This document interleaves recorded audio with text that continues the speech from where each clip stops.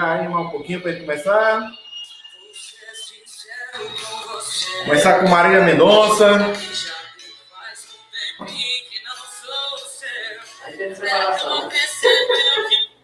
Pessoal, vamos começar. Boa tarde para vocês, bom dia para vocês. Vamos aqui para a nossa live. Hoje o tema bacana. A gente vai falar hoje sobre servidores públicos. Tema da moda. Vou falar para vocês acerca dos limites do poder discricionário para nomear cargo em comissão. E aí, pessoal, decisão do Supremo, foi certo ou foi errado? Como é que isso pode ser cobrado em prova de concurso? Tema legal, pessoal. Me permitam só entrar aqui no meu IAP Cursos. Vamos lá. Hoje vai ser legal. Hoje é bacana. Deixa eu baixar aqui. Pessoal, vamos começar. Nossa live de hoje é sobre servidores públicos. Vai ter um materialzinho para vocês, mas só para dar um panorama geral do que a gente vai falar hoje. Olha só, a gente vai falar sobre a perspectiva do servidor. O que eu vou falar agora, pessoal, é tema comum, tanto na ótica federal, como no plano estadual e municipal. Então, eu fiz um slidezinho para vocês que tudo que eu vou falar aqui se aplica no âmbito federal para a Lei 8.112 e também no âmbito do Rio Grande do Norte para a Lei Complementar 122/94, perdão. Então, essa parte do que a gente vai falar hoje abrange os dois tópicos. Para a gente começar uma parte didática, vocês vão acompanhar comigo aqui os slides. Bota lá, Filipinho, os slides para a galera. Slides. Tá no slide? Olha, pessoal, vocês estão acompanhando comigo. A gente vai falar sobre servidores públicos, a Lei 8.112 e a Lei Complementar 122 de 94.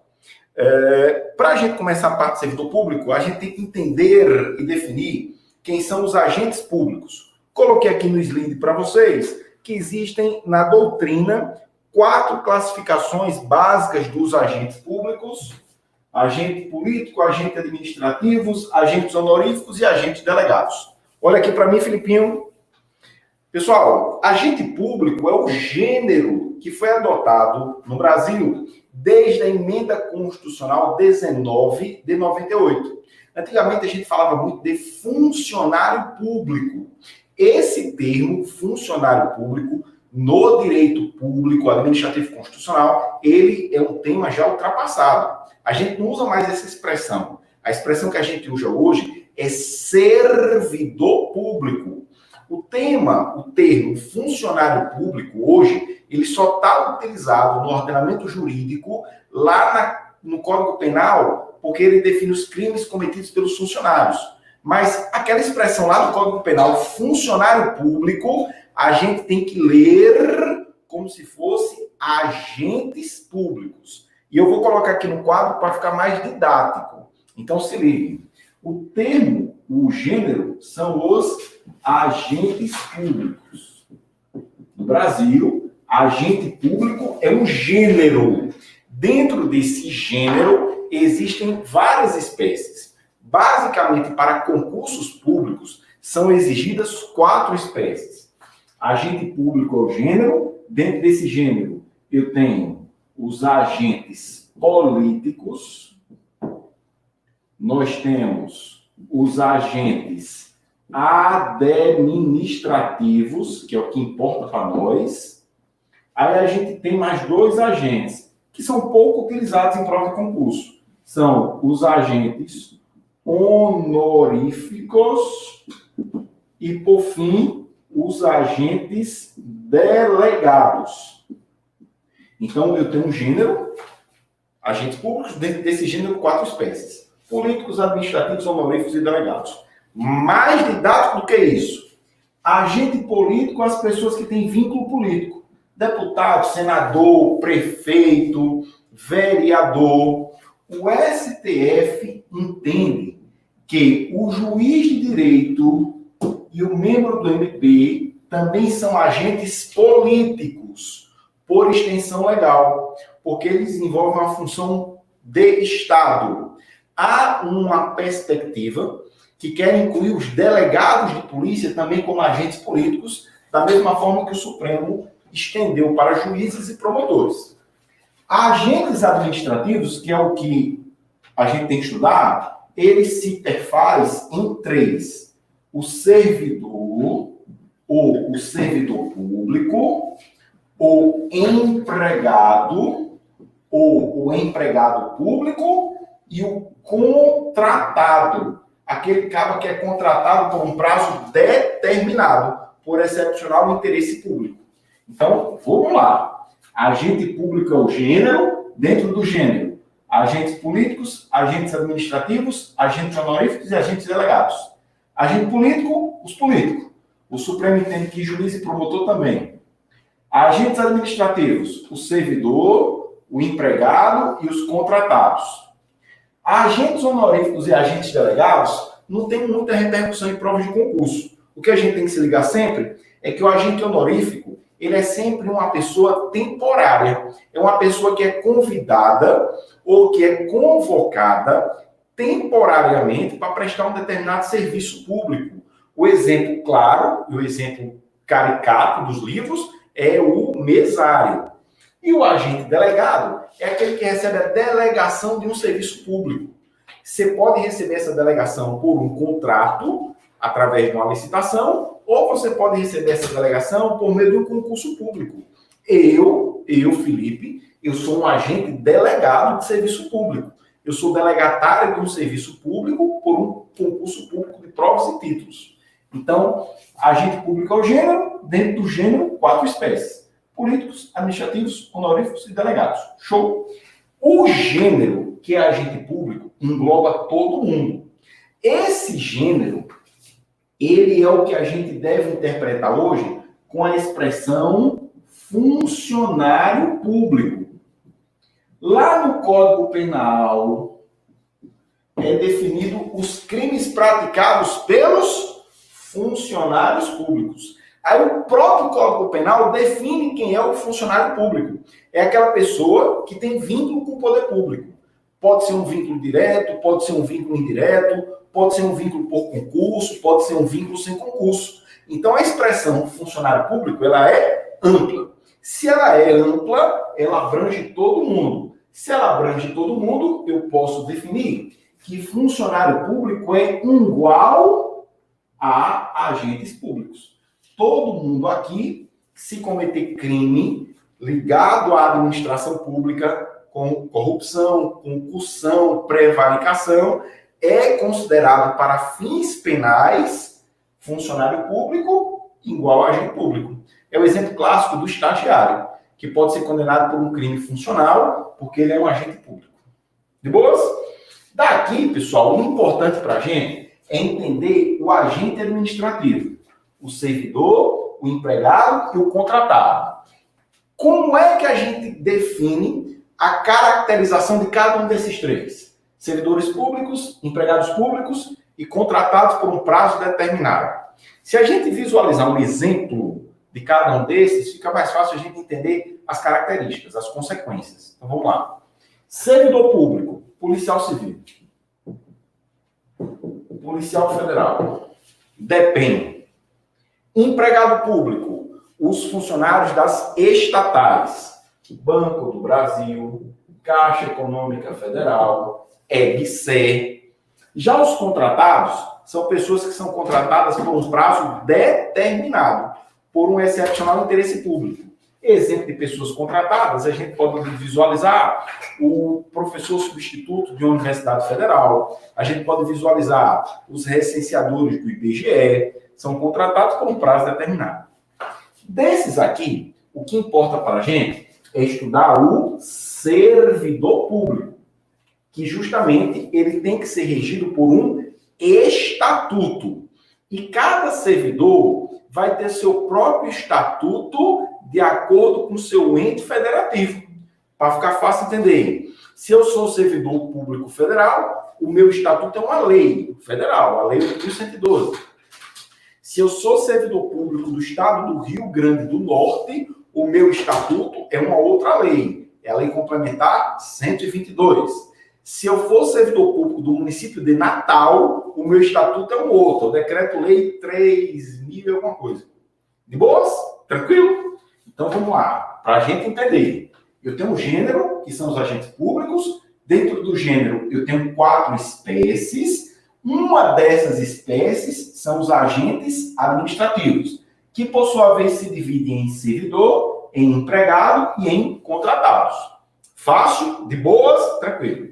Agora, dentro do agente administrativo, eu vou recortar o servidor público, que é o que importa para mim. Então, vou apagar o quadro lá. Vamos lá, de boas.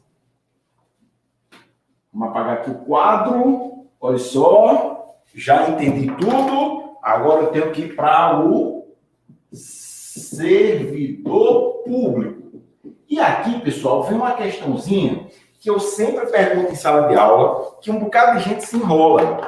Hoje, após a Constituição de 88, para você ser servidor público, é obrigatório passar em concurso público? Aí todo mundo sim. Responde sim. Não. Por quê? Porque o servidor público, ele é titular de cargo. E o cargo, ele pode ser efetivo, mas também pode ser em comissão. Aquele cara que cai de paraquedas, que nunca fez concurso na vida, ele é titular de cargo em comissão e ele é considerado pela lei um servidor público. Tranquilo? Então, bora lá. Servidor público em concurso, o que é que eu tenho que saber? Desculpe. Se eles são titulares de alguma coisa, eu tenho que saber qual é o vínculo deles. Eu tenho que saber quais são os direitos. Concurso público. Eu quero estudar o servidor público. Eu tenho que estudar a titulação, o vínculo e os direitos. Olha como é fácil. Se eu sou servidor público, eu sou titular de um cargo. No Brasil, todo servidor é titular de cargo. Esse cargo, ele pode ser efetivo, mas também pode ser em comissão. Que a gente vai falar daqui a pouco os termos da nomeação para cargo em comissão, se o Supremo Tribunal Federal pode brecar esta nomeação. Falo já disso. O vínculo. Se eu sou servidor, se eu sou titular de cargo, o meu vínculo é legal. Pelo amor de Deus, não saiam entendendo que o cargo em comissão, aquele que cai para queda, é seletista. Não. O cargo em comissão, ele é um servidor. O cargo em comissão, ele é titular de um cargo. O cargo em comissão tem vínculo legal. Se ele tem vínculo legal, isso significa que os direitos estão dentro de um estatuto. Portanto, o cargo em comissão, ele é estatutário. Se ligou? Vamos lá. Se o servidor é titular de cargo, se o cargo pode ser efetivo, se o cargo pode ser em comissão, se o servidor tem vínculo legal, o servidor ele tem CTPS. Tem carteira de trabalho? Não. O servidor que tem vínculo legal recolhe FGTS? Não. E o que danado esse servidor tem? O servidor que tem os direitos no estatuto, ele tem 3 garantias, que são o estágio probatório, que é a estabilidade, e a outra garantia que ele tem é um regime próprio de previdência. Regime próprio da Previdência Social, RPPS. Então, como ficou fácil? Servidor, direitos dentro do estatuto. O estatuto prevê a esse servidor um estágio probatório, o estatuto prevê uma estabilidade e o estatuto prevê um regime próprio de previdência. Agora, se liguem, por quê? Se o maluco é servidor, titular de cargo em comissão, Ele vai ter vínculo legal. Show. Ele não vai ter CTPS. Show. Ele não vai recolher FGTS. Show. O cargo de comissão vai ter os direitos no estatuto. Show. Só que o cargo de comissão, pela característica dele, ele não tem estágio probatório. O cargo de comissão jamais vai adquirir estabilidade. E o cargo de comissão vai contribuir para o regime geral da Previdência, o RGPS. Regime geral, o velho e bom INSS. De boas? Então, pessoal, para quem estudou para concurso, que tem uma ruma de coisa para ler, fazer na mente esse esquema é legal e ajuda a gente em um bocado de questão. Para falar de questão, Filipinho, bota aí a galera para ver o slide para a gente fazer uma questãozinha. A gente falou sobre os agentes públicos. Olha, o slide tá de agente público. Agente público, tá ligado aí? Tá. Vou passar o slide. Olha.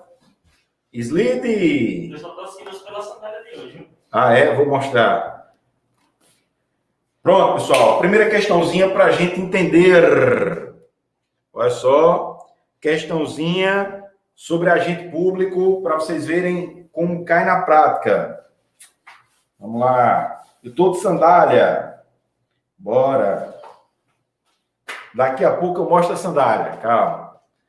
Para a questão. Os agentes públicos são todas as pessoas que exercem função pública. Os agentes públicos podem ser classificados em agentes políticos, agentes administrativos, agentes honoríficos, agentes delegados. Olha que legal. Ele também coloca que existem os agentes credenciados. É uma outra classificação. Aí a pergunta: um servidor público temporário contratado para preencher uma vaga na administração pública indireta, exemplo, Banco do Brasil, Caixa Econômica, INSS, é classificado como, pessoal, servidor temporário. É classificado como agente administrativo, agente credenciado, agente honorífico, agente delegado ou agente político. Pessoal, essa tá fácil. MOBREX. Ele é aquele contratado por prazo determinado. E até para o cabo não se enrolar na questão, o examinador ajudou. Ele é um servidor temporário. Ele, portanto, é um agente administrativo. Lembre-se no esquema que o agente administrativo ele se divide em três: em servidor público, em empregado público e em contratado por prazo determinado. Show? MOBREX. MOBREX. Agora vamos adiantar aqui. O outro slide, para quem não gosta de copiar no quadro, para quem gosta de ficar acompanhando esquema de PowerPoint.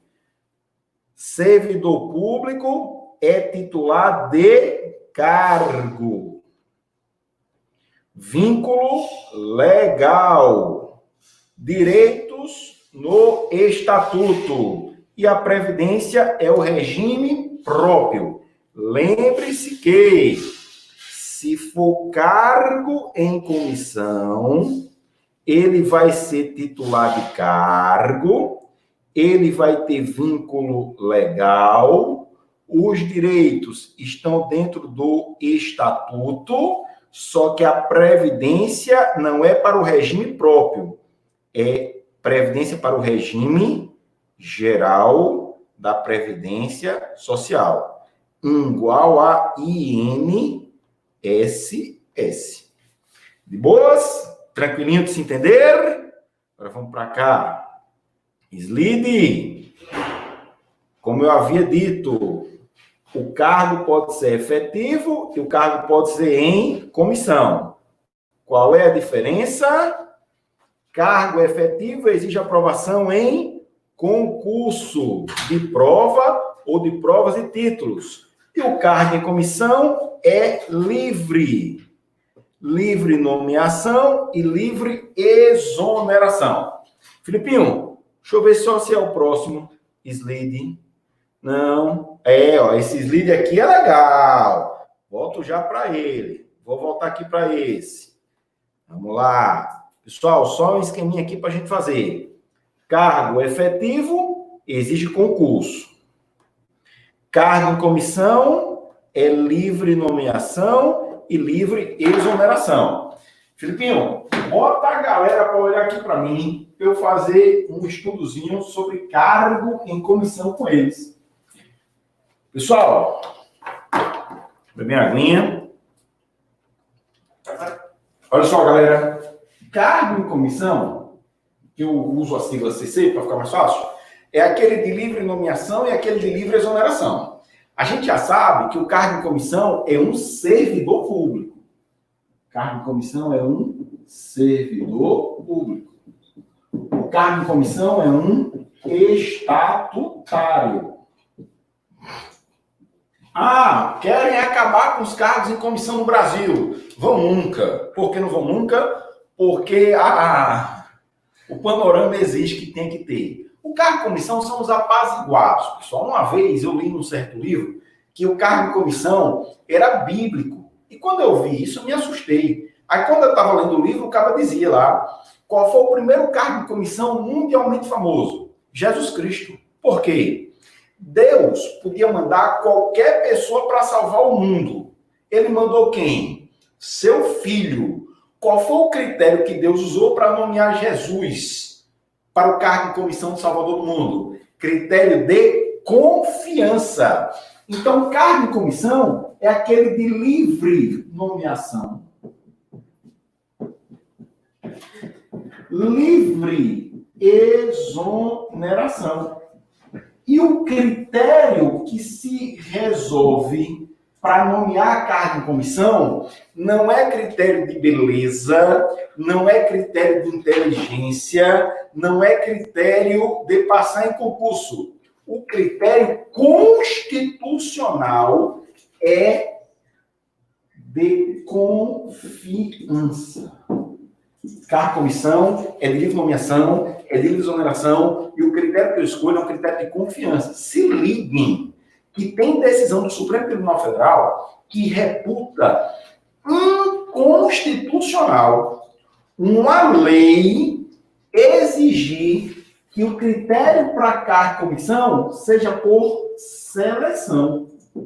Olha que legal. O Supremo Tribunal Federal já decidiu que é inconstitucional definir uma seleção para a escolha de cargo em comissão. Porque a escolha tem que ser confiança. Eu acho que no ano passado eu estava dando aula, aí os alunos disseram, professor, mas tem um senador, Stevenson, senador do Rio Grande do Norte, que fez uma seleção, ele mesmo, para escolher os cargos em comissão dele. Pessoal, ele faz. O critério para a gente escolher o cargo em comissão da gente é livre. Se ele quiser fazer uma seleção, bacana, show de bola. Só que o que o Supremo decidiu é que é inconstitucional uma lei definir o critério objetivo para cargo em comissão. Aí eu sempre costumo dizer que o cargo em comissão, ele é o cara que cai de paraquedas, porque ele nunca precisou fazer concurso. É livre nomeação e livre exoneração. Agora, quando a gente coloca o cargo em comissão, esse cargo em comissão ele tem função. Olha só, ele é livre nomeação e exoneração, o critério é de confiança e a função. Ele só pode exercer 3 funções. Função de direção, função de chefia e função de assessoramento. O cargo de comissão, critério de confiança e a função é de direção, é de chefia e é de assessoramento. O cargo de comissão, ele não pode desenvolver função burocrática. O que é a função burocrática? É a função técnica, para a gente nunca mais esquecer. Cargo de comissão, pessoal, ele não pode trabalhar todo dia, 8 horas por dia, levar esporro, trabalhar muito e ganhar pouco, porque isso você precisa fazer concurso. Agora, se você quiser ser diretor, chefe ou assessor, aí é cargo comissão. Entenderam como é fácil? Isso se chama o quê? Brasil. De boas? Função, direção, chefia e assessoramento não pode exercer função burocrática ou técnica. De boas?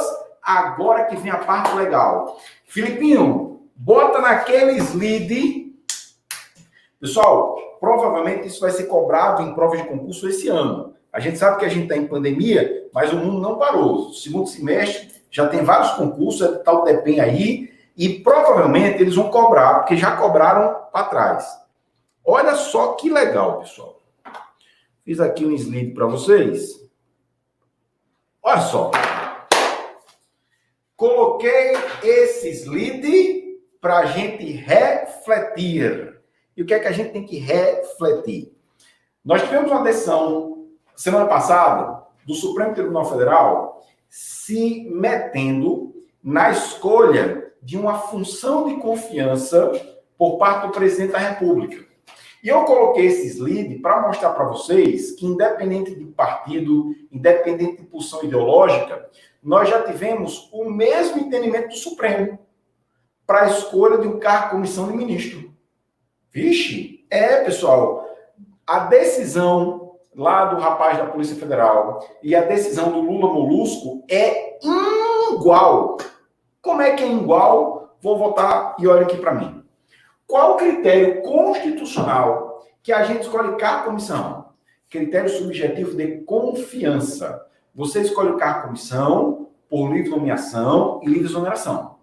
Qual é o princípio constitucional que o gestor tem que ter na mente e no coração quando a gente escolhe um cargo comissão?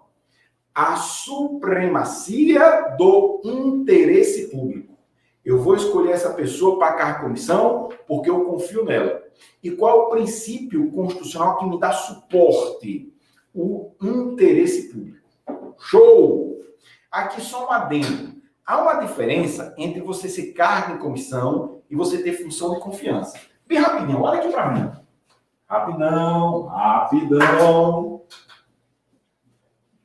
Olha só. Eu posso ser cargo em comissão, mas eu também posso ter uma função de confiança ou função gratificada, como prefere. Cargo em comissão é aquele que não precisa ter vínculo. Ele cai de paraquedas. Exemplo do cargo comissão, ministro. Exemplo do cargo comissão, secretário. Exemplo. Para ser ministro da Educação, você tem que ser professor? Jamais. Para ser secretário de saúde, você tem que ser da área de saúde? Não. Para ser secretário de tributação, você tem que entender alguma coisa de finanças? Jamais. Por quê? Porque não é esse o critério. O critério é confiança. Então, quando eu quero escolher um cargo de comissão, ele não precisa ter vínculo. Ele cai de paraquedas.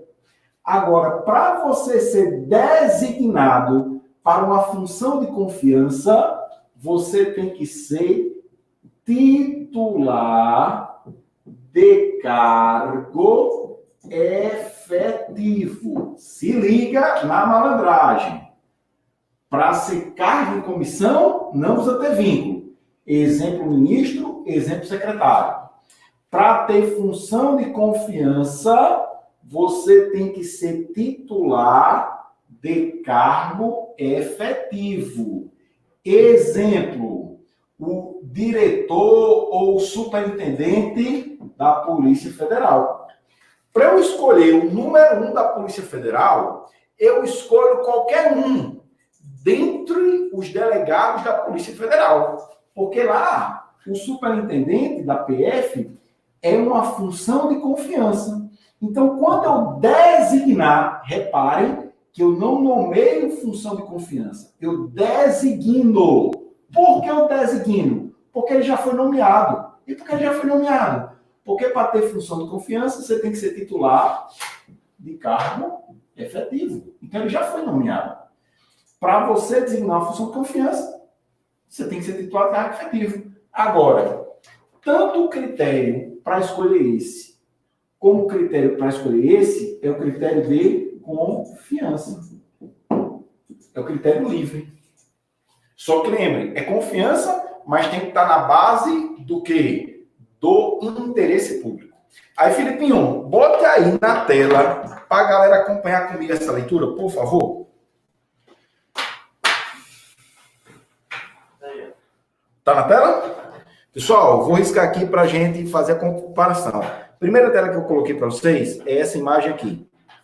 Não sei se vocês vão se recordar que a então presidenta Dilma nomeou o ex-presidente Lula, que eu costumo chamar de Lula Molusco, para ser ministro. Lembram disso? Ministro da Casa Civil. E quando a presidente Dilma nomeou Lula, saiu a publicação no Diário Oficial, o Molusco tomou posse, só que ou no outro dia, ou no dia seguinte, ou no mesmo dia, não me recordo, o STF barrou essa nomeação. Decisão do ministro Gilmar Mendes.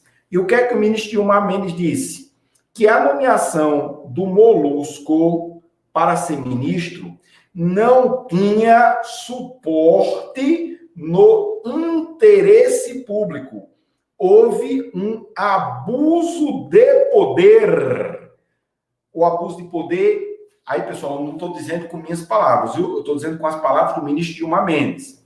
O abuso de poder foi porque ela nomeou Lula para ser ministro, para Lula ter foro privilegiado e sair das mãos ou sair dos processos de primeiro grau, que ele estava sendo processado, e os processos irem para o Supremo. Agora eu vou voltar e vou adiantar para 2020. Presidente Bozo nomeia um delegado de polícia federal para a função de confiança de policial, de superintendente da PF, ou diretor da PF, diretor-geral, que se chama, por estatuto. E após sair a nomeação, o STF breca essa nomeação. Decisão do ministro Alexandre de Moraes. E o fundamento para essa decisão é igual. Pessoal, volto a dizer porque é bom sempre deixar claro. Pessoal, deixo claro que isso aqui não é questão ideológica. A gente está falando aqui no plano legal, no plano doutrinário.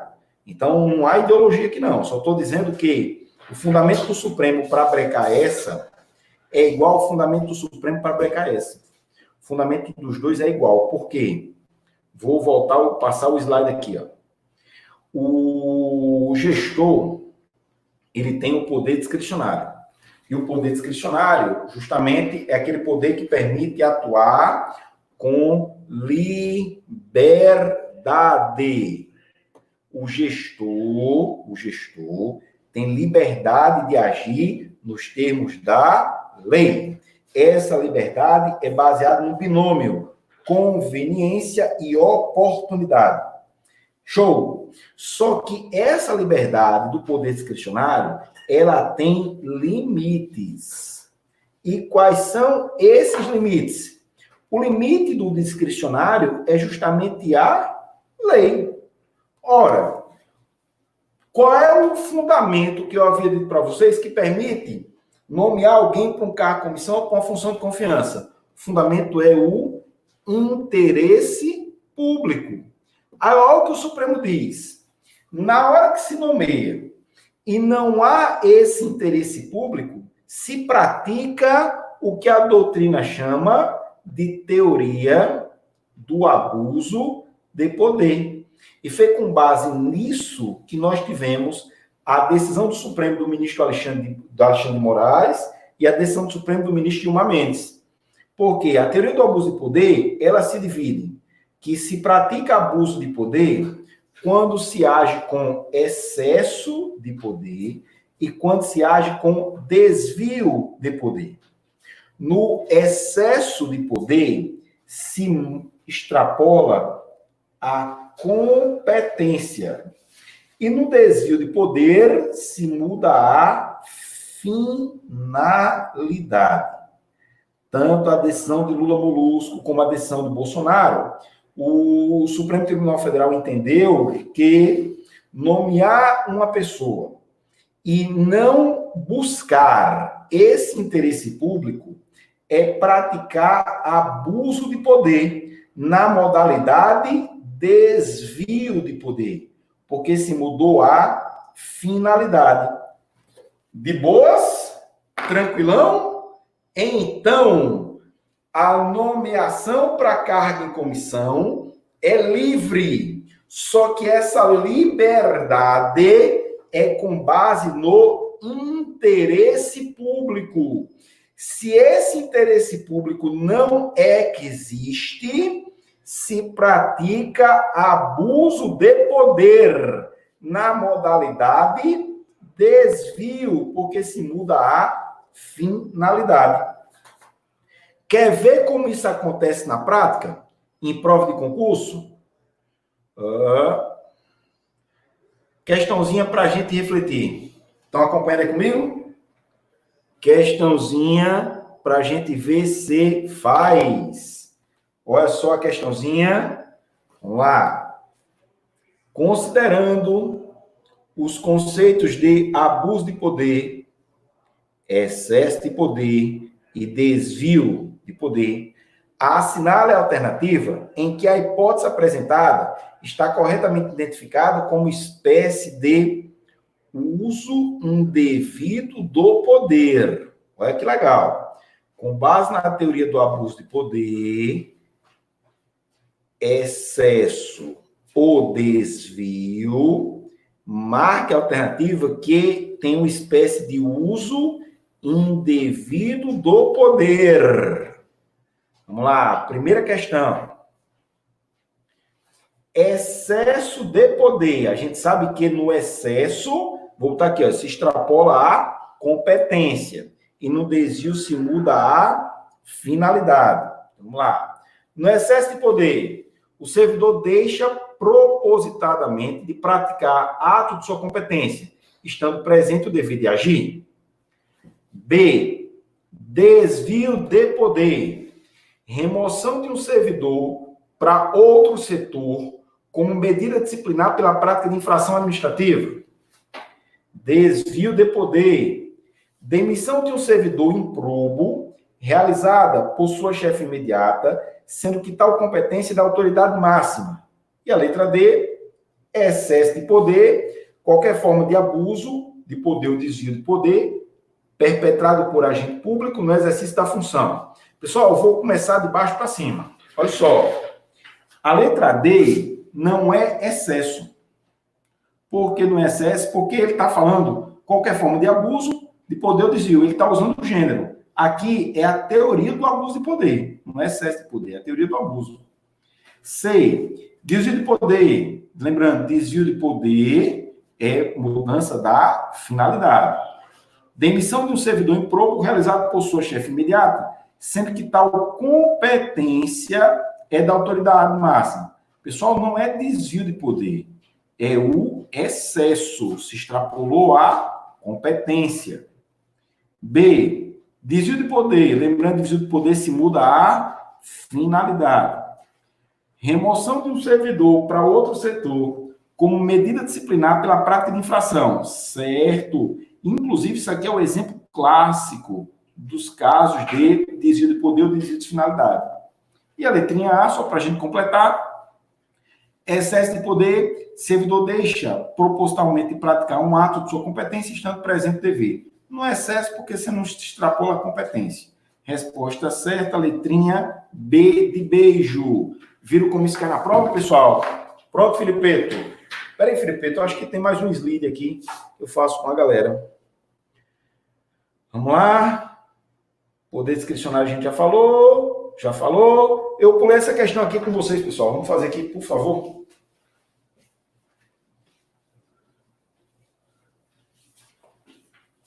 Vamos lá, Filipinho. Tem hora aí, né, Filipinho? Pessoal, acompanha aqui comigo na tela. Vou botar aí, Filipinho, para a galera acompanhar comigo na tela. Tá na tela. Pessoal, isso foi cobrado durante muitos anos e provavelmente é cobrado hoje, porque o examinador ele quer sair daquele beabá que a gente ensina, ele quer um negócio diferentão. Então, se liga aqui. A nossa Constituição Federal, ela é de 88. Show? E quando foi promulgada a Constituição de 88, em outubro, foi criado que, para você trabalhar na administração pública direta, União, Estado, Município, e para você trabalhar na administração pública indireta, autarquias,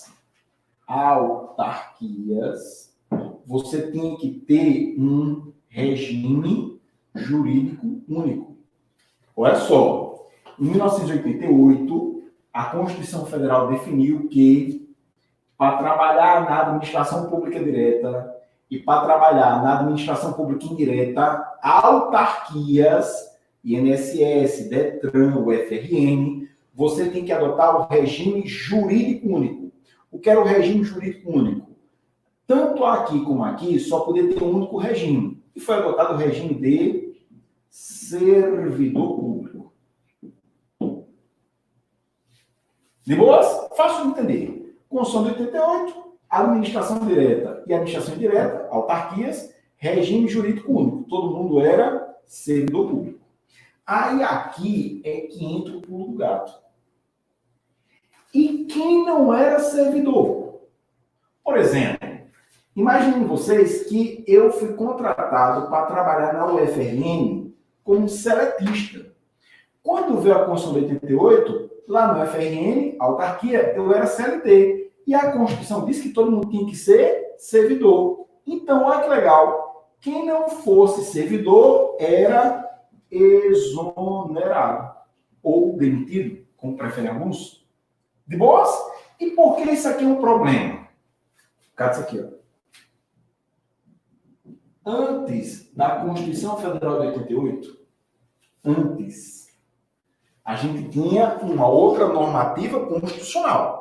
E essa normativa constitucional, antes de 88, permitia que na administração pública direta e na administração pública indireta, a gente tivesse servidor, mas a gente também tivesse empregados. Antes de 88, tanto na administração direta como na indireta, você podia ter o servidor e você podia ter o empregado. Qual é a diferença? Servidor fazia concurso, empregado não. Lembrando, empregado, regime de CLT. De boas? Quando vier a Constituição de 88, todo mundo tem que ser servidor. Quem não é servidor é exonerado. Aí é que entra um troço no Brasil que é o ADPF. Ato das Disposições Constitucionais Transitórias. Ato das Disposições Constitucionais Transitórias. ADCT. O ADCT, Ato das Disposições Constitucionais Transitórias, no seu artigo 17, diz assim: antes de 88, podia ter servidor e podia ter empregado. Com a Constituição de 88, só pode ter servidor. Então, para não ficar um negócio tão injusto, quem é CLT, empregado, há mais de 5 anos, antes da Constituição de 88, adquire estabilidade. É o que a gente conhece como trem da alegria. Então, para ver se eu estou entendendo. Imagine vocês que, em 1982, eu fui contratado para ser empregado do Estado. Em 1982, eu trabalhava no Estado com carteira assinada, CLT. Quando veio a Constituição de 88, todo mundo tinha que ser servidor, só que eu não era servidor, eu era empregado. O que é que diz o ADCT? Se eu tinha 5 anos de contrato antes de 88, eu adquiro estabilidade. Portanto, eu deixo de ser empregado e viro servidor. Beleza, Felipe. Show! Mas qual é o problema disso? Pessoal, os empregados, eles não faziam concurso público. Vou dar um exemplo que aconteceu aqui no Rio Grande do Norte. Aí vocês vão dizer, vixe, só o estado que é assim. Isso foi no Brasil todo. Imagine vocês que na década de 80, o estado do Rio Grande do Norte contratava as pessoas para trabalhar na coletoria de imposto. As pessoas iam trabalhar no que a gente chama hoje de Secretaria de Tributação. Ia nos interior, pegar dinheiro e trazer para a capital. Alguém queria fazer esse serviço? Não, pessoal. Por que não queria? Porque você ia para cantos do estado do Rio Grande do Norte, são tranquilos, tipo Caraúbas, Alexandria, o Marizal, que é Patu, que é canto que ninguém mata ninguém. Todo mundo lá é paz e amor. Então eu ia, década de 80, pegar um saco de dinheiro lá em Caraúbas, terra do professor Assis, e trazer para a capital. Ninguém queria. Então o Estado não adiantava fazer concurso, porque ninguém queria. Então o Estado contratava pessoas para ser empregada, trabalhar pela CLT. Quando vem a Constituição de 88, todo mundo vira servidor público. Então, o que é que diz o ADCT? Se eu era contratado 5 anos antes de 88, eu adquiro estabilidade. Ora, se eu adquiro estabilidade, eu sou servidor. Se eu sou servidor, eu sou titular de um cargo. Aqui no Rio Grande do Norte, qual foi o cargo que o Estado deu para aquele povo que era contratado para recolher dinheiro no interior e trazer para a capital? O cargo de auditor fiscal. Aqui no Rio Grande do Norte, alguns auditores fiscais eram desse regime contratado. Aí vocês vão dizer, vixe, que estado esculhambado. Nada. Vou dar um exemplo. Tem um estado vizinho nosso que as pessoas eram contratadas para ser auxiliar de promotoria. Quando veio a Constituição de 88, viraram promotores de justiça, sem fazer concurso. Entenderam? Então, essa é a dinâmica. Lembrando que, para você estar no trem da alegria, você tinha que estar, antes da Constituição de 88, há mais de 5 anos. De boas? Aí, a gente vai para a questãozinha. Filipinho? A gente vai resolver uma questãozinha. Tem como botar o slide para a galera? Questãozinha bem mobrex. É esse slide que está mesmo. Isso foi cobrado no último concurso da prova da PF. Questãozinha diz assim, ó, pessoal, como é simples. Embora não tivessem sido admitidos por via de concurso, a Constituição, lê-se Constituição de 88, conferiu direito à estabilidade aos servidores públicos em exercício na data da sua promulgação há pelo menos... Pessoal, a Constituição diz que a pessoa era estável, mesmo não fazendo concurso, se tivesse quanto tempo trabalhando na administração pública? Há pelo menos 5 anos continuados. Então, quem tinha 5 anos, é só você botar aqui, ó. Constituição de 88 criou a figura do regime jurídico único. Todo mundo tinha que ser servidor. Quem estava aqui trabalhando pela CLT, se tivesse mais de 5 anos, foi para o regime jurídico, virou servidor. Se tivesse menos de 5 anos, foi para a casa. De boas? Entenderam? Trem da alegria. Você tem que ter pelo menos 5 anos.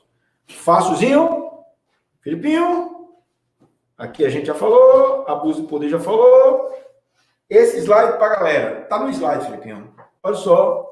Pessoal, a gente falou de cargo e a gente falou de provimento. Aí, para a gente entender, a questãozinha, pessoal, do slide são os provimentos. Provimento de cargo. A gente já viu que o cargo, ele pode ser efetivo e o cargo pode ser em comissão. Tanto o cargo efetivo como o cargo comissão, eles têm uma sequência que é igual. Nomeação, depois da nomeação a posse, depois da posse, o exercício. Cargo e comissão, nomeação, depois da nomeação, a posse, depois da posse, o exercício. É igual. A diferença é que no cargo efetivo, a gente tem a exigência do concurso público. E essa diferença, pessoal, também é importante para a gente entender que tanto o cargo efetivo como o cargo comissão, eles vão ser estatutários. Os direitos vão estar dentro do estatuto. Só que os direitos daqui vão ser diferentes do direito daqui. Aqui a pessoa vai ter estágio probatório, aqui a pessoa vai ter estabilidade e aqui a pessoa vai ter regime próprio de previdência social. Aqui o estatuto do cargo comissão não fala de estágio probatório, não fala de estabilidade e o regime de previdência é o regime geral da previdência social, RGPS. Tranquilo? Isso aqui é só para a gente não entender. Agora, isso aqui já foi. Filipinho, bota aqui no quadro para a galera entender só a última liçãozinha dessa primeira parte. Pessoal, a gente está falando de cargo efetivo e comissão. A gente viu que tanto cargo efetivo como cargo em comissão exige a perspectiva da nomeação. A nomeação é um provimento e é um provimento originário. Tanto para você ter cargo efetivo como para você ter cargo de comissão, é exigido a publicação no Diário Oficial da sua nomeação. E essa nomeação é um provimento originário. A distinção é que, e a parte igual que a gente fez naquele slide, quando eu sou nomeado para cargo efetivo, eu vou tomar posse e depois de tomar posse eu vou entrar em exercício. Já no cargo comissão, quando eu sou nomeado, eu também tenho posse e eu também tenho exercício. A distinção é que, no cargo efetivo, os estatutos dão um prazo da nomeação para se tomar posse e da posse para se entrar em exercício. Já no cargo de comissão, após a nomeação, a posse e o exercício é imediato. Então, vou repetir.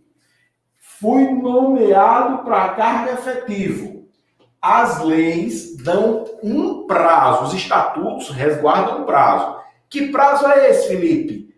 Varia de acordo com o estatuto. A gente vai pegar o Estatuto Federal, a Lei 8.112, mas na Lei Complementar 112 é diferente. Fui nomeado para cargo efetivo, uma vez nomeado, eu tenho quanto tempo para tomar posse? 30 dias. Uma vez que eu tenho posse, eu tenho quanto tempo para entrar em exercício? 15 dias. Fui nomeado para cargo de comissão. Minha posse e meu exercício são imediatos. Isso é importante porque cada instituto desse tem consequências. Qual é a consequência? A nomeação é o ato de provimento, que é publicado no Diário Oficial. Quando eu sou nomeado, eu já sou servidor público? Calma aí. Por quê? No cargo efetivo, uma vez nomeado, você tem um prazo de 30 dias para tomar posse. A posse é definida pela lei como ato de investidura. Pessoal, a posse é justamente onde nasce o vínculo. A pessoa só é considerado pela lei servidor público quando e se tomar posse. Então, eu sempre dou esse exemplo.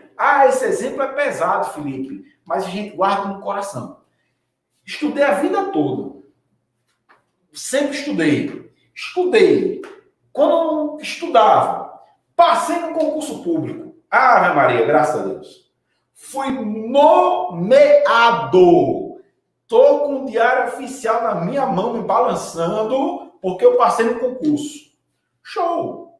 No outro dia, eu já junto a documentação para tomar posse.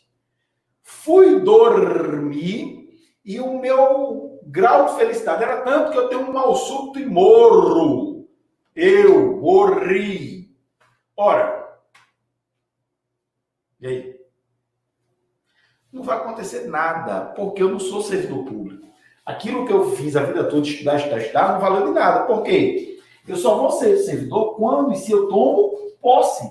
Ora, se for morrer, deixa para morrer depois da posse. Antes não. Depois morra, mas tem que tomar posse.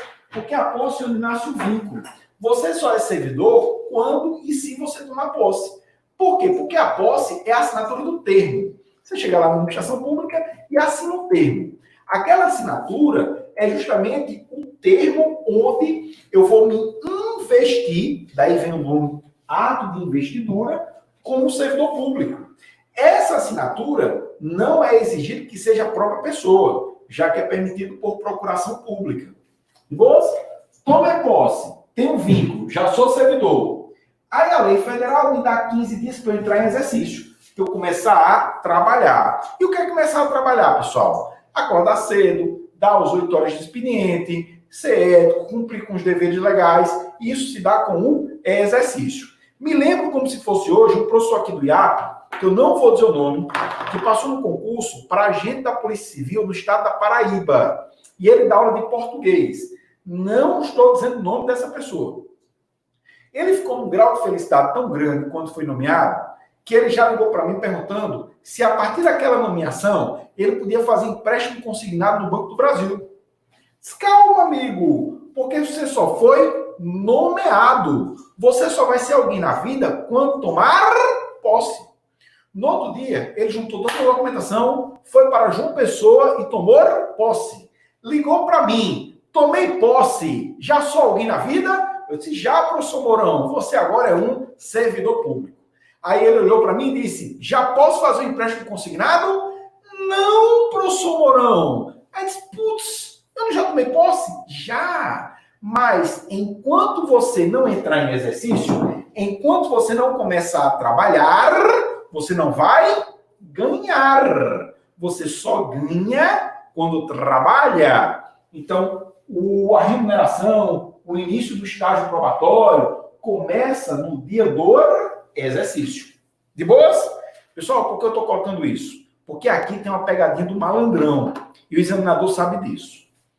Quando se é nomeado para cargo de comissão, imediatamente se toma posse e exercício, não é? Não tem aquele prazo. Por que isso?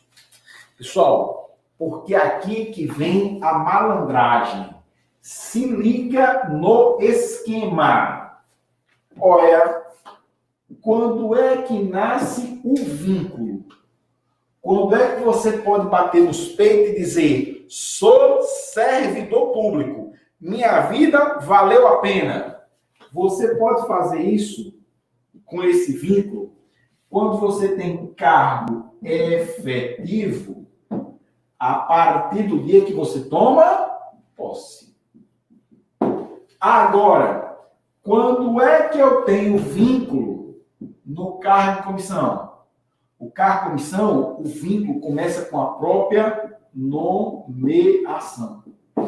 A nomeação do cargo de comissão já concerne, já atribui legalmente o vínculo jurídico.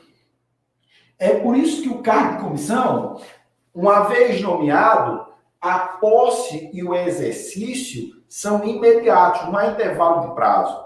Diferentemente do cargo efetivo, que, uma vez nomeado, ele só tem vínculo quando ele toma posse, que é o ato da sua investidura. Então, se liga.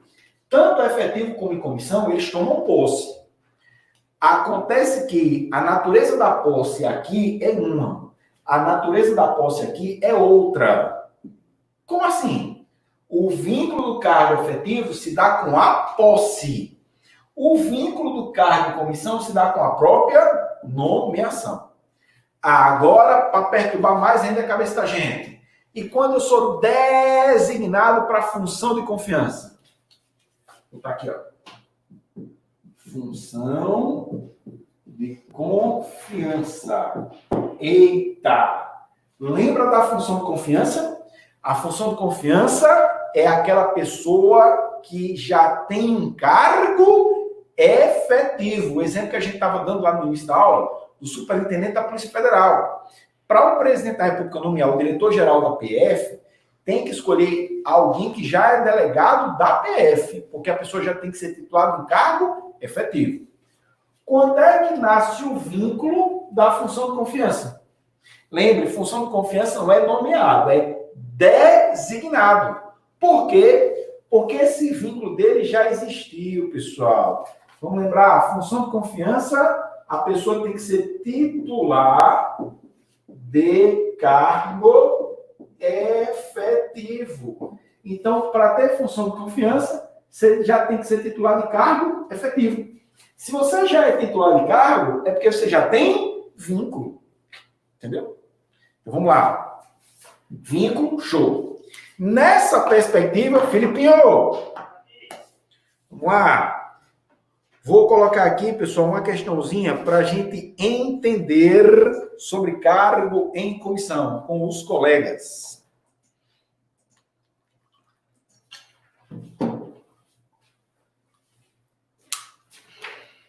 Até meio. Pessoal, questãozinha para a gente entender com os colegas sobre o que a gente estava falando. Vamos ler comigo aqui, por favor? João é servidor público, ocupante de cargo de provimento efetivo, de engenheiro de radiação. Putz, engenheiro de radiação. Desejava realizar um novo concurso, de modo a vir ocupar 2 cargos de provimento efetivo, caso houvesse compatibilidade de horários. À luz da sistemática constitucional, assinale a afirmativa correta. Pessoal, e aí, Filipinho? Filipinho? E aí, pessoal, qual é a alternativa correta? Quando a pessoa, ela tem cargo efetivo, me perdoem, quando a pessoa tem cargo efetivo, essa pessoa, ela está sujeita a alguns regramentos constitucionais. E, basicamente, eu trago para vocês 2 regramentos constitucionais que a pessoa está sujeita. Primeiro regramento constitucional é a questão da acumulação de cargos. Segundo regramento constitucional é a história do teto da remuneração. Então, olha que legal. Quando a pessoa tem cargo de provimento efetivo, ela tem que observar essas 2 diretrizes constitucionais. A questão da acumulação de cargos e a questão do teto constitucional. Que regramentos são esses? Bem simples, pessoal. Quando eu tenho um provimento efetivo, a regra é que eu só posso ter um cargo público. A exceção permite que eu tenha mais de um cargo público, mas é uma exceção. A regra só me permite um. Já o regramento constitucional referente ao teto diz que no Brasil ninguém pode ganhar vencimento maior do que o subsídio pago pelo ministro Supremo. É o teto do funcionalismo. Então, todo mundo tem que ganhar no máximo que ganha o ministro do STF, 40 pila. Então, esses 2 regramentos constitucionais, do cargo e do teto, são decorrentes da titularidade de cargo efetivo. Passei a ter cargo efetivo, tenho que ter esses dois regramentos. Então, à luz da sistemática, a pessoa aqui já tem um cargo de... Perdão. A pessoa já tem um cargo efetivo de engenheiro de radiação. Ela quer um novo concurso para ter um novo cargo. Ela pode? Pessoal, questãozinha simples. Vamos lá. A regra só permite ter um vínculo. A exceção permite ter mais de um. Quais são esses mais de um? Filipinho, bota aqui na tela para a galera acompanhar esse esqueminha bem bacana. Fácil. Então, pessoal, a gente sabe o regramento constitucional que diz que na hora que eu sou servidor, na hora que eu sou titular de cargo, eu tenho que observar a questão da acumulação de cargos, a acumulação de cargo, e outro regramento é a questão do teto remuneratório. Se liguem por quê? Tanto a história da acumulação como a história do teto tem nuances que a gente tem que se ligar. Questão da acumulação, só posso ter um. Exceção, mais de um. Para eu ter a exceção de mais de um, quais são esses mais de um que podem? E lembrando, pessoal, mais de um é exceção. Regra, só um. Aí muita gente critica, mas a lição é a mesma. A regra, eu posso ter quantas mulheres na minha vida? Só uma. Regra. Monogamia, está no Código Civil. Excepcionalmente, eu posso ter mais de uma. Direito das amantes. Calma, porque isso é uma exceção. Mesma coisa. Só posso ter um cargo. Excepcionalmente, mais de um. Para eu ter mais de um, eu tenho uma série de requisitos. Primeiro, tem que ter previsão na Constituição Federal. E a própria Constituição, olha como o negócio é excepcional. A própria Constituição vai dizer o mais de um que eu posso. Segunda, para eu ter mais de um, eu tenho que observar o teto. Para eu ter mais de um, eu tenho que observar isso aqui. Aí tem uma pegadinha no malandro. E a última regrinha do mais de um é que eu tenho que observar a acumulação de horários, a jornada. Jornada de horário. Então, vamos lá. Acumulação de cargo. Regra, só um. Exceção, mais de um. Mas para ter mais de um, tem que observar o que diz a Constituição, tem que observar a regra do teto e tem que observar a regra da jornada de horário.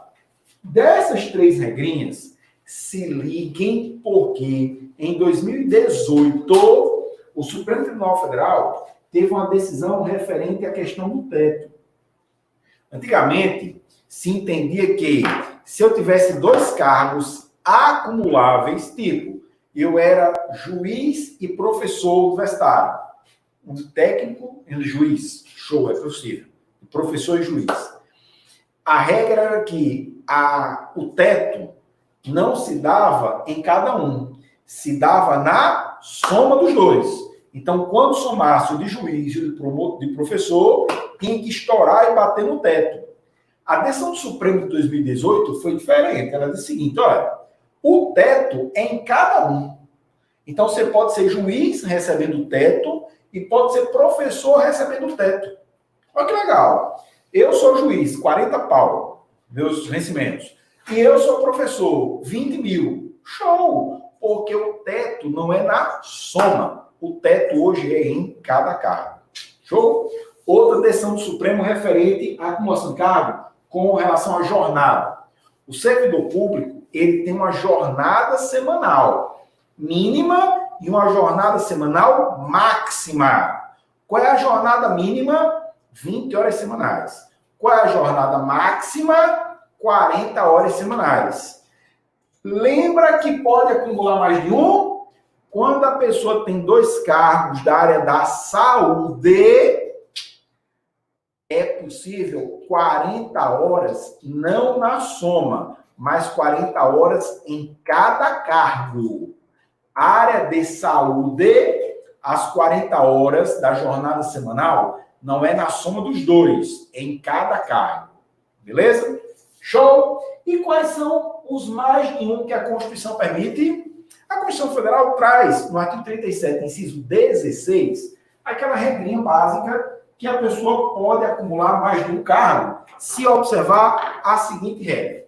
A pessoa pode ter 2 vínculos de professor, um de professor com mais um de técnico ou científico, pode ter 2 da área da saúde, pode ter também ou de juiz ou promotor, membro do Ministério Público, com mais um de magistrado,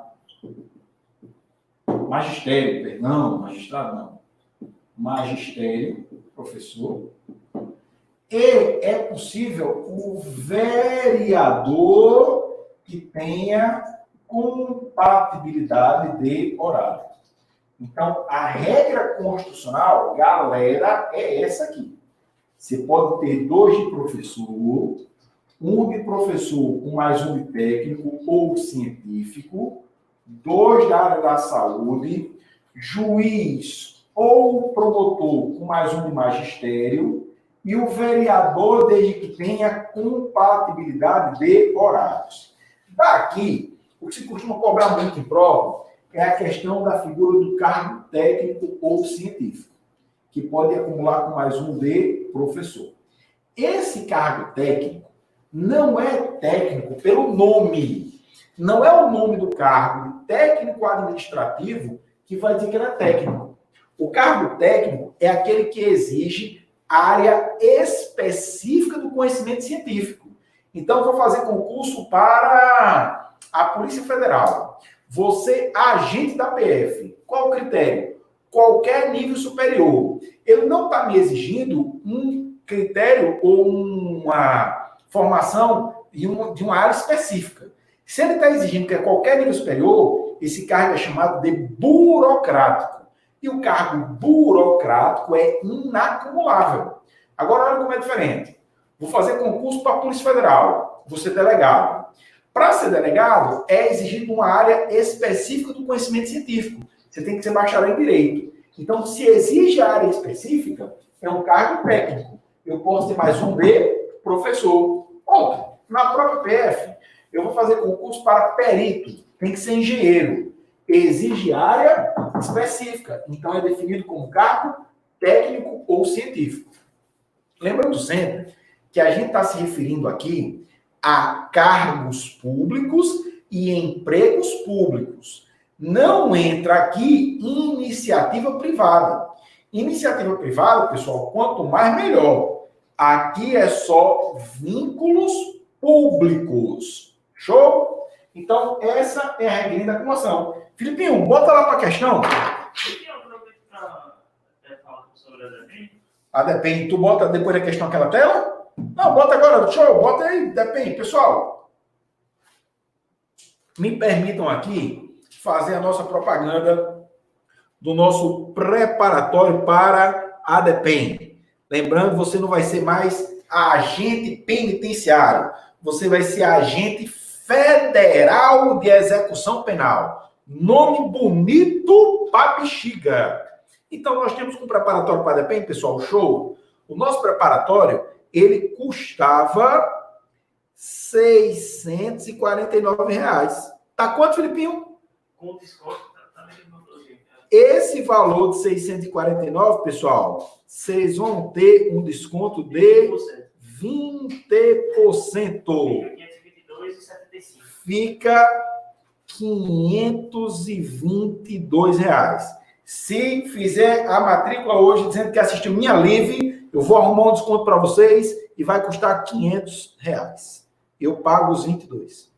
Então, quem for fazer concurso para o DEPEN, dizendo eu tenho o voucher de Felipe, paga 500 pontos. Estou tirando R$ 22. Vou pagar R$ 22 para vocês. E o cara passa lá em até 12 vezes sem juros. E o melhor, pessoal, o Filipinho está dizendo, olha só, o colega que for fazer o DEPEN ainda pode parcelar em até 12 vezes sem juros.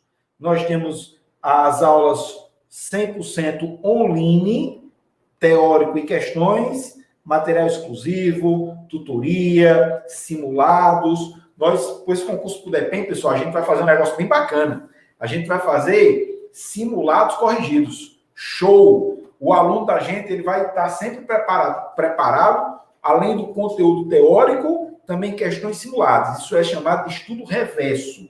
Extremamente importante. Os primeiros concursos que eu passei na minha vida foram 100% por causa do estudo reverso. No estudo reverso, você já faz a questão e já sabe o que o examinador quer saber. Muito massa. Tranquilo, Filipinho? Propaganda feita? Bota lá pro meu slide. O link está aí na descrição, né? O link está na descrição. Quem quiser fazer nosso preparatório para o DEPEN vai ser agente federal de execução penal. Nome bonito, cargo promissor, carreira bacana. Nosso preparatório está aberto. Então, pessoal, voltando para a questão. Vamos tentar resolver. João, servidor ocupante de cargo efetivo de engenheiro. Pessoal, se João tem cargo efetivo engenheiro de radiação, ele não tem um cargo burocrático, não. Esse cargo dele é técnico. Se o cargo de João é técnico, ele pode ter outro, lembre-se, 2 de professor ou 1 de professor e técnico. Deseja realizar um novo concurso, de modo a vir ocupar 2 cargos de provimento efetivo. Ele pode ter? Pode, desde que esse outro seja de professor. À luz da sistemática, vamos lá, letrinha A. João não pode ocupar outro cargo de provimento efetivo. Errado, que ele pode mais um de professor. B. João somente pode vir ocupar um cargo se for de professor. Opa, é essa. C. João somente pode vir ocupar um cargo se for técnico. Não, porque o cargo que ele já tem já é técnico. D. João pode vir ocupar o cargo de professor técnico? Técnico não, só professor. E João pode vir ocupar o cargo da área de saúde? Não, tem que ter um de professor. Então, resposta Mobrex, letrinha B de beijo. Próxima questãozinha, show também para a gente refletir. Vai dizer o seguinte: com relação à investidura em cargo público, analise as assertivas abaixo. Primeiro, a investidura. Pessoal, lembrando, o que danado é investidura? Investidura é ato de posse. A investidura em cargo público ocorre com a nomeação. Não. A investidura ocorre com a posse. 2. A posse ocorrerá no prazo de... A gente está fazendo a questão da 8.112, pessoal. Então, a posse ocorrerá no prazo de 30 dias, contados da publicação do ato de provimento. Pessoal, qual é o ato de provimento? O ato de provimento é o de nomeação. A posse dá 30 dias da nomeação? Certo. 3. A posse ocorrerá apenas nos casos de provimento de cargo por nomeação. A posse ocorre somente por nomeação? Certo também. 4. O prazo para o servidor empossado em cargo entrar em exercício, contados da nomeação, é de 15 dias? Pessoal, aí aqui um bocado de gente se enrola. Por quê? O prazo para entrar em exercício realmente são de 15, mas não é contados da nomeação, não. É contados da posse. Vamos lembrar da sequência? Cargo efetivo. Nomeado tem lei federal, 30 dias para tomar posse, tomou posse, 15 dias para entrar em exercício. Então, os 15 dias para o exercício vão ser contados da posse e não da nomeação. Resposta, portanto, é só 2 e 3. Onde é que tem 2 e 3? Letrinha B de beijo. Vamos para a próxima. Eita, que a questão é grande. Vou até sentar. Eita, questão grande, o cara senta. Sobre o regime jurídico dos servidores civis da União. das autarquias e das fundações públicas federais de que trata a Lei 8.112. Assinale aquilo que é correto. Letrinha A. É proibido ao servidor participar de gerência de sociedade privada e exercer o comércio, exceto na qualidade de administrador, cotista ou comandatário. Certo ou errado? Calma. B. Vencimento é a retribuição pecuniária pelo exercício do cargo com valor fixado em lei, enquanto a remuneração é o vencimento do cargo efetivo acrescido das vantagens pecuniárias permanentes estabelecidas em lei. C. O servidor perderá a remuneração do dia em que faltar ao serviço, mesmo que justifique o motivo. As faltas justificadas decorrentes de casos fortuitos ou força maior poderão ser compensadas a critério da chefia, porém não serão consideradas como defeito de exercício. D. No término da posse, deverão constar, no termo da posse, deverão constar as atribuições, os deveres, as responsabilidades e os direitos inerentes ao cargo ocupado, que poderão ser alterados unilateralmente por qualquer das partes, incluindo os atos de ofício previstos em lei. E a letrinha E. Ao entrar em exercício, o servidor deverá apresentar declaração de bens e valores que constituem seu patrimônio. E, quando for o caso, a declaração quanto ao exercício ou não de outro cargo, emprego ou função pública. Pessoal, questão simples. Tem dificuldade nenhuma, não. Vou até fazer a questão do jeito que está aqui nessa telinha do lado, lendo com vocês. E para fazer essa questão, a gente vai começar de baixo para cima, tá bom? Então, vou botar aqui, ó. Vou começar com a letrinha E, viu? Ao entrar em exercício, o servidor deverá apresentar a declaração de bens e valores que constituem seu patrimônio. Certo, pessoal? Por que ele tem que apresentar essa declaração, hein? Porque o servidor, ele tem que ter um controle sobre a sua evolução patrimonial, pessoal. Como assim? É possível que um servidor público que ganhe 10 mil reais, daqui a 10 anos, tenha um patrimôniozinho? Claro. Mas esse patrimônio, pessoal, ele tem que refletir o que ele ganha. Tipo, com 10 mil reais, daqui a 10 anos eu posso ter uma ilha, um helicóptero, 10 carros, 50 casas? Posso, se eu ganhar na Mega Sena, se eu casar com uma mulher rica, se alguém morrer e deixar uma herança bem pomposa para mim. Mas se for só daquele meu cargo, não. Então, você é obrigado a declarar os bens. E, quando for o caso, declaração quanto ao exercício ou não de outro cargo em emprego público, pessoal, a questão está errada, porque não existe isso aqui não, ó. E quando for o caso, não. Obrigatoriamente, além da declaração de bens, ele também é obrigado a declarar que não possui outro cargo em emprego público. Essa historinha aqui da questão. E quando for o caso, é que está errado. Não existe isso, não. Ele é obrigado a fazer as duas declarações, de patrimônio e a declaração dos bens. De baixo para cima, letrinha D. No termo da posse, que a gente sabe que o servidor assina ou alguém pode assinar por ele por procuração pública, deverão constar as atribuições, os deveres, as responsabilidades e os direitos inerentes ao cargo ocupado. Opa, pessoal, está certíssimo. No termo de posse tem que constar isso. Até porque a gente já viu que a posse é a investidura. É quando ele toma posse que nasce o vínculo. Vai ter que constar isso tudinho. Aqui que está errado.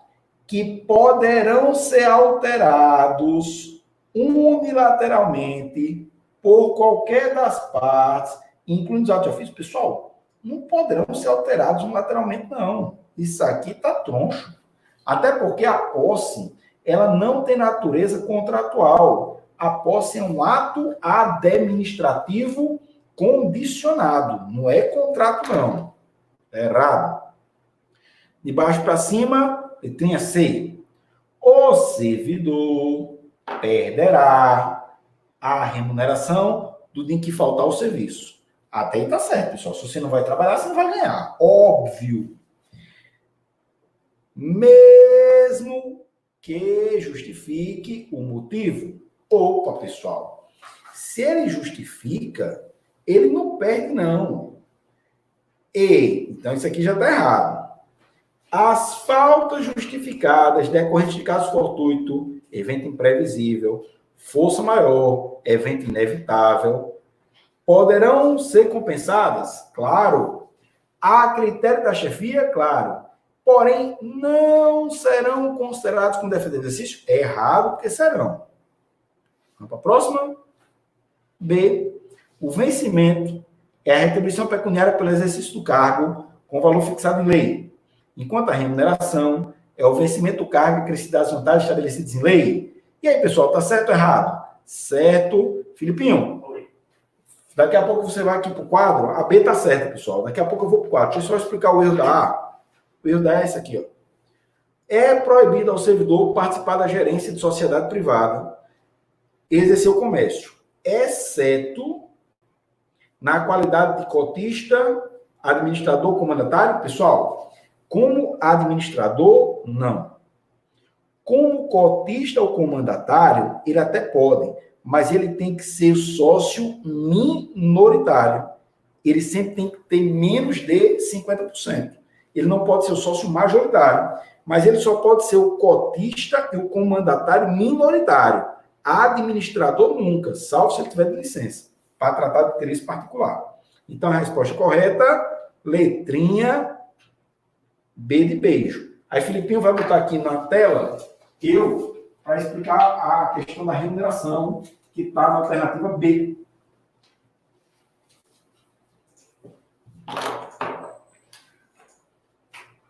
Tá na tela? Galera, a gente fez uma questão que dizia o seguinte, que o servidor ganhava vencimentos. Show, vamos entender. Na administração pública, como é o nome do que o Estado nos paga? Que estranho, né? Quando você está na administração pública, o Estado vai lhe pagar pelo seu exercício da sua função. Só que aquilo que o Estado lhe paga tem uma nomenclatura. Que nomenclatura é essa? O Estado pode pagar para algumas pessoas subsídio. O Estado pode pagar para algumas pessoas remuneração. E o Estado pode pagar para algumas pessoas salário. Então, se liga. Quando a gente trabalha no serviço público, o Estado nos dá uma contraprestação. Essa contraprestação pode ter 3 nomenclaturas: subsídio, remuneração e salário. A gente tem que identificar o que é cada uma delas. Então, se liga. Salário, quem ganha é quem trabalha pela CLT. Quem é da administração pública que trabalha pela CLT? Os empregados públicos. Quem é empregado público? Banco do Brasil, Caixa Econômica, Correios, EBSEX. Esse povo ganha salário. Então, não vou riscar aqui porque não interessa para mim. Quem é que ganha subsídio? Quem é que ganha remuneração?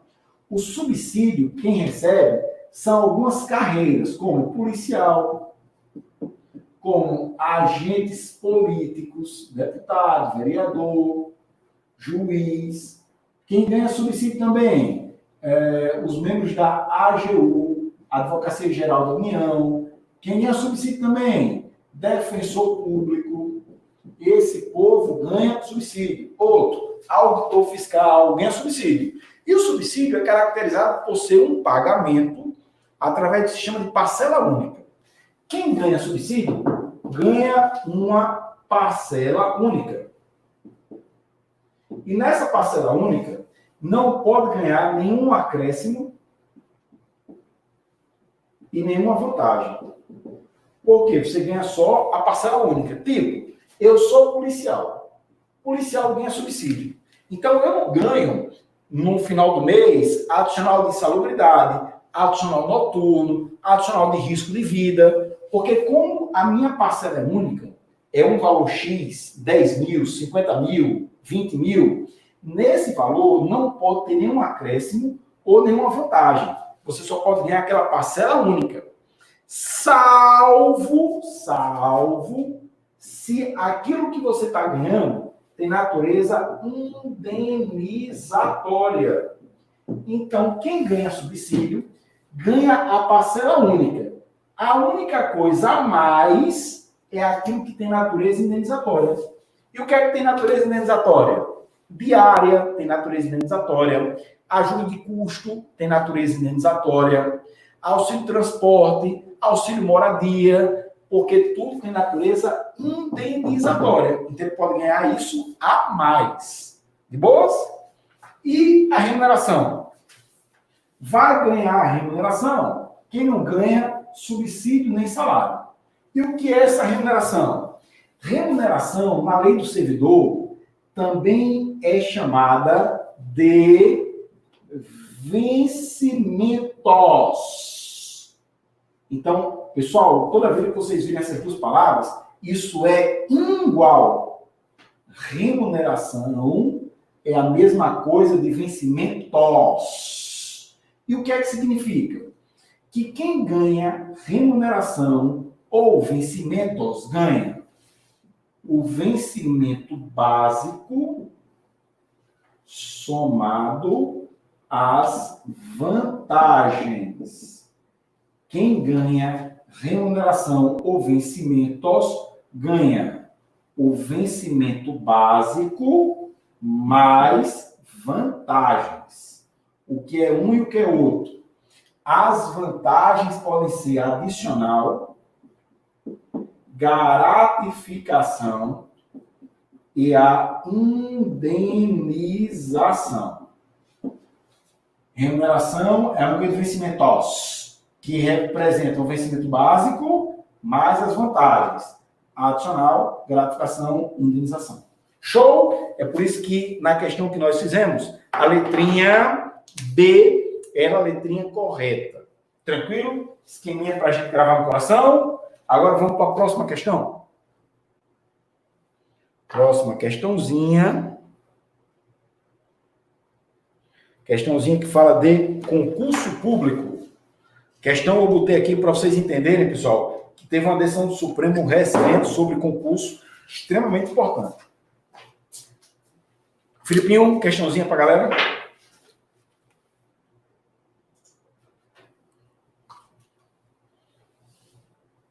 Pessoal, questãozinha sobre concurso. Sempre cobrado em prova, concurso público. Vamos lá para ver se a gente mata. Faltam muitas questões, Filipinhos?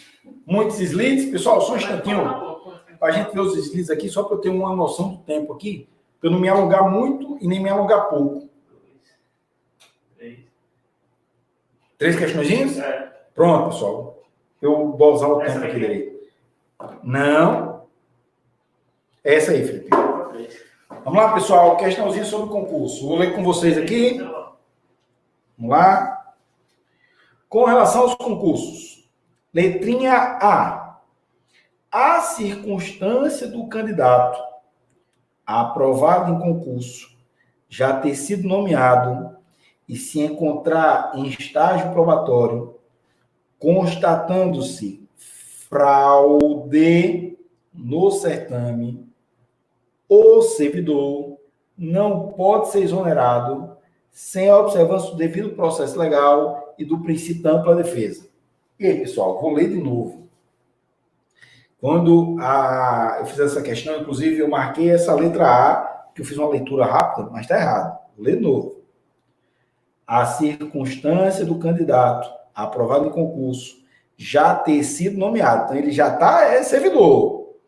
E se encontrar em estágio probatório, constatando-se fraude no certame, o servidor não pode...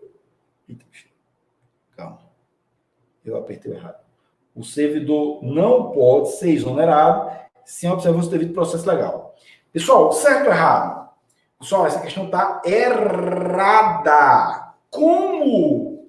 Existe uma súmula do Supremo que diz que se a pessoa passou no concurso, foi nomeada e está em exercício, e houver problema na sua investidura, para ela ser exonerada, realmente precisa do devido processo legal, do contraditório e da ampla defesa. Mas se tiver problema na investidura, a questão fala, olha como essa questão é sacana, que constatou-se fraude no certame. A fraude, galera, não foi na investidura, foi no certame. A exigência do devido processo legal é quando a pessoa tem um problema de fraude na investidura da pessoa e não a fraude no certame. É como se na questão houvesse um esquema gigantesco em todo o concurso. Todo concurso foi fraudado. Então, todo mundo que foi nomeado daquele concurso vai ser exonerado sem o devido processo legal. Tranquilo? Cuidado, que essa questão é muito boa de se fazer. Isso aqui está errado.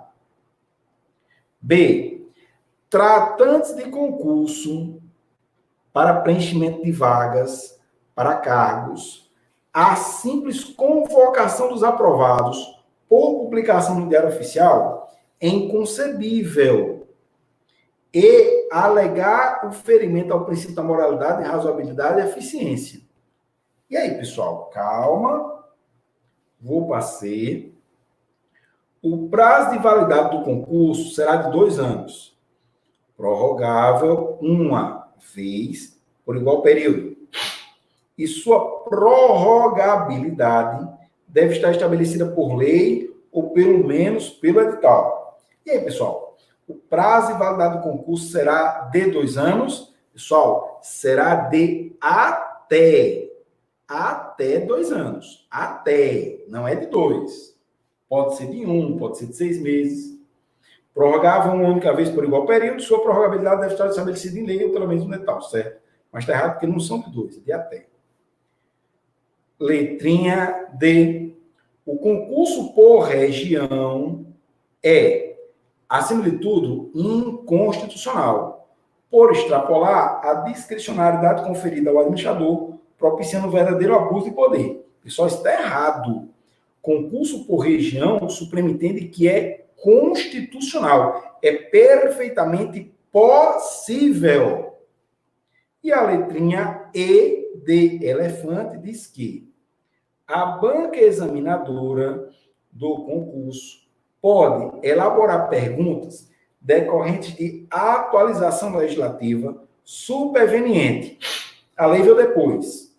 A publicação do edital, quando estiver em conformidade com as matérias nele indicadas. Eita! Questão bacana para a gente fazer. E aí? Vou ler com vocês e eliminar o que está errado. A gente viu que a letra A está errada. A está errada. Música A. A gente viu que a letra C está errada, porque é de até, não é de. A gente viu também que a letra D está errada, porque concurso por região é permitido. A discussão é acerca dessa letra B e dessa letrinha E. Pessoal, o correto, olha que legal, é a letra E. O STJ entende que é possível concurso perguntando a atualização legislativa posterior ao edital, quando estiver em conformidade com as matérias nele indicadas. Que legal. O pessoal entenda que a letra E não está dizendo que é permitido uma cobrança de uma lei ou de um assunto que não está no edital, não. É permitido questão que cobre a atualização legislativa quando estiver em conformidade com as matérias indicadas no edital. Que bacana, viu, pessoal? A resposta certa é.